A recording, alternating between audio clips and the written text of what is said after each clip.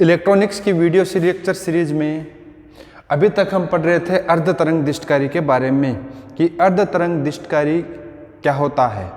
आपको मैं पुनः एक बार बताना चाहूँगा कि दिष्टकारी के लिए मैंने क्या बताया था, प्रत्यावर्ती धारा को दिष्ट धारा में परिवर्तित करने वाला जो उपकरण है वो क्या कहलाता है, दिष्टकारी कहलाता है। और ये जो प्रोसेस है इस प्रोसेस को क्या कहते हैं, दिष्टकरण कहते हैं।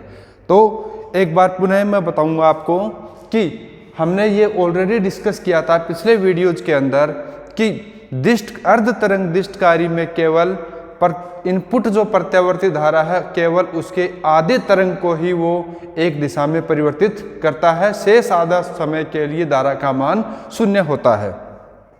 तो देखिए इस प्रकार से मैं एक बार पुनः यहाँ पर बनाऊं कि ये हमारा इनपुट, ये इनपुट धारा या वोल्टता थी और आउटपुट जो थी वो इस प्रकार से ये V आउटपुट और ये V इनपुट। तो देखिए V इनपुट है, उसके कंप्लीट साइकिल में से केवल आधे साइकिल यानी कि आधे समय के लिए ये कितना समय है, T है, ये कितना है T/2, ये T और ये कितना हो गया T/2। केवल आधे चक्कर में के दौरान ही हमारे को धारा का मान प्राप्त होता है।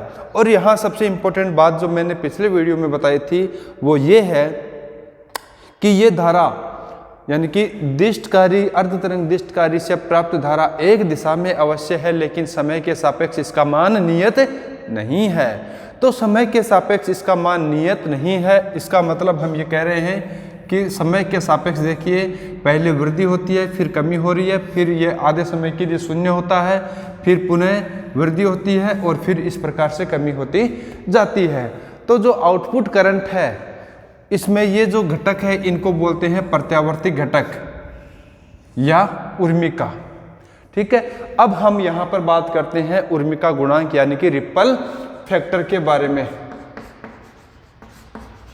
रिपल फैक्टर तो यानी कि कहने का मतलब ये हुआ कि जो आउटपुट धारा है उसमें जो स्पंदन है यानी कि आउटपुट जो करंट है, आउटपुट जो वोल्टता है, उसमें जो प्रत्यावर्ती घटक है या इनको क्या कहते हैं, स्पंदन कहते हैं, ये क्या कहलाते हैं, उर्मिका कहलाते हैं। तो हाँ यहाँ हम ये कह सकते हैं कि निर्गत धारा में जो स्पंदन है या प्रत्यावर्ती घटक हैं वो क्या कहलाते हैं, उर्मिका कहलाते हैं। अब उर्मिका गुणांक के बारे में बात करते हैं। तो उर्मिका गुणांक हमारे को आउटपुट कैसा चाहिए था, आउटपुट चाहिए था DC, है कैसा, DC प्लस AC। ठीक है, आउटपुट अपने को चाहिए DC, लेकिन इसमें है क्या पोर्शन, DC और AC दोनों पोर्शन हैं। तो कहने का अब हमारे पास यहाँ उर्मिका गुणांक की डेफिनेशन एक निकल के आती है कि हम उर्मिका गुणांक किसको कहें।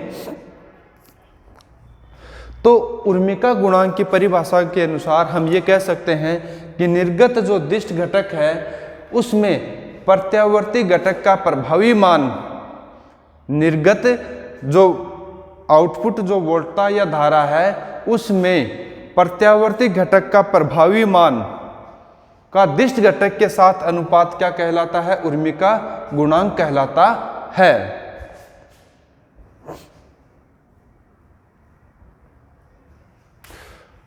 तो R इक्वल, इसको डिनोट किससे करते हैं, रिपल फैक्टर को R से। तो हम ये कह सकते हैं निर्गत धारा में प्रत्यावर्ती घटक का प्रभावी मान, प्रत्यावर्ती घटक का प्रभावी मान अपॉन दिष्ट घटक का मान।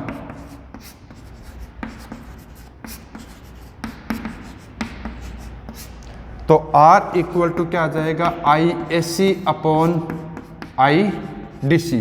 यानी कि ISC क्या है, निर्गत जो धारा थी अपने पास आउटपुट थी उसमें AC का प्रभावी मान है यानी कि प्रत्यावर्ती या उर्मिका घटक का प्रभावी मान है।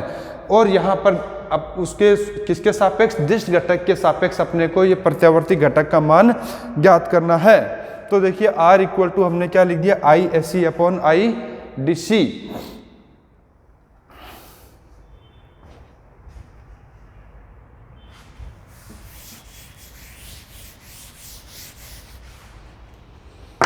अब देखिए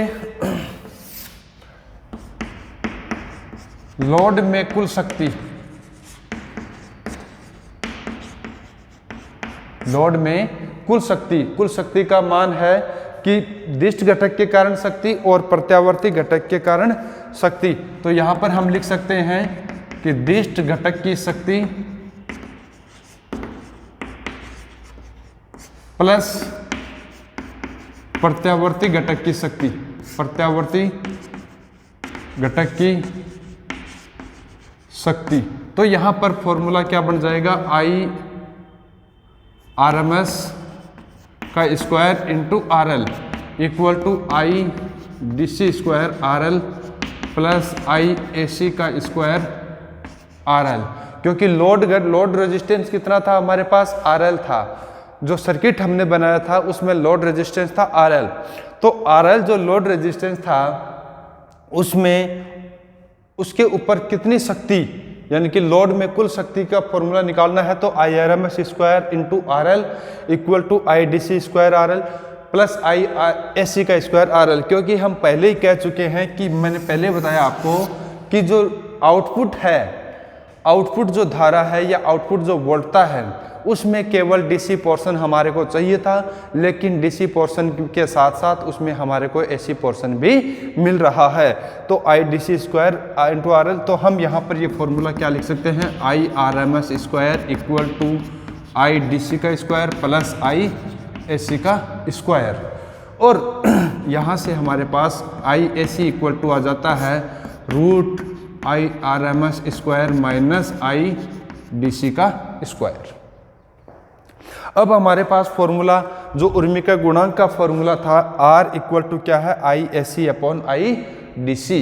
तो इसको हम R इक्वल टू निकालना चाहें तो I S C upon I D सी।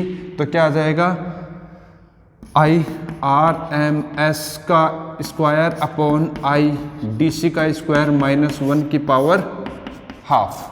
ये फॉर्मूला हमारे को प्राप्त होता है अर्ध तरंग दिष्टकारी के लिए, आई आर एम एस का square upon I D C का स्क्वायर माइनस 1 की पावर हाफ। अब देखिए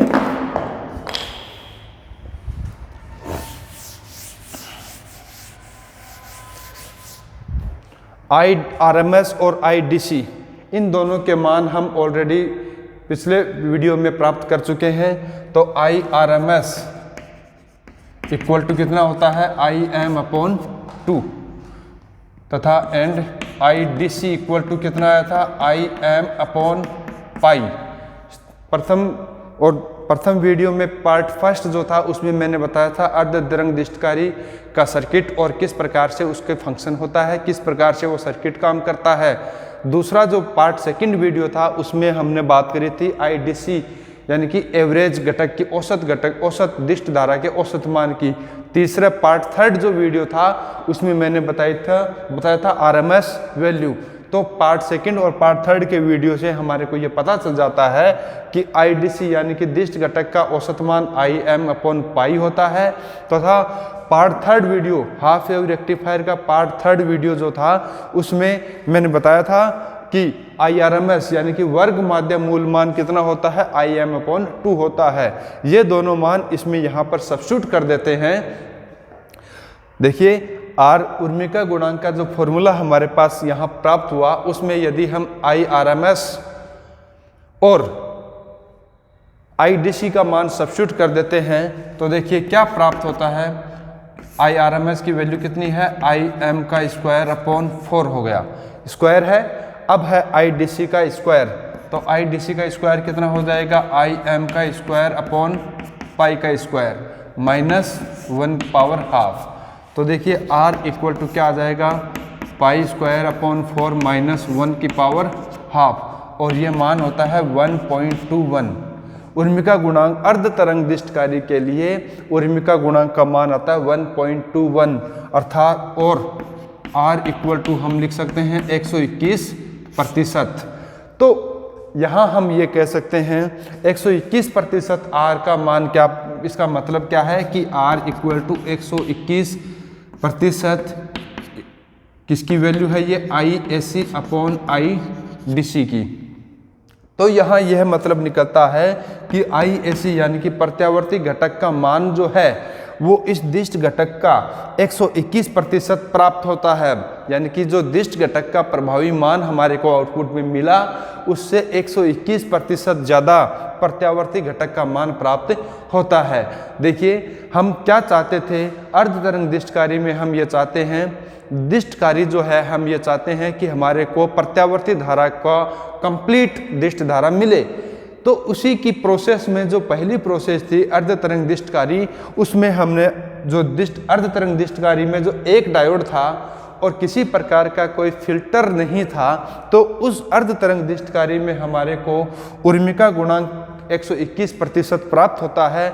और इस 121% का मतलब ये होता है कि निर्गत जो घटक है, निर्गत जो धारा है या निर्गत जो वोल्टता है, उसमें दिष्ट धारा के सापेक्ष ऐसी घटक जो है प्रत्यावर्ती घटक है जिसको उर्मिका घटक भी बोलते हैं, यह दिष्ट घटक के प्रभावी मान से 121% ज़्यादा प्राप्त होता है।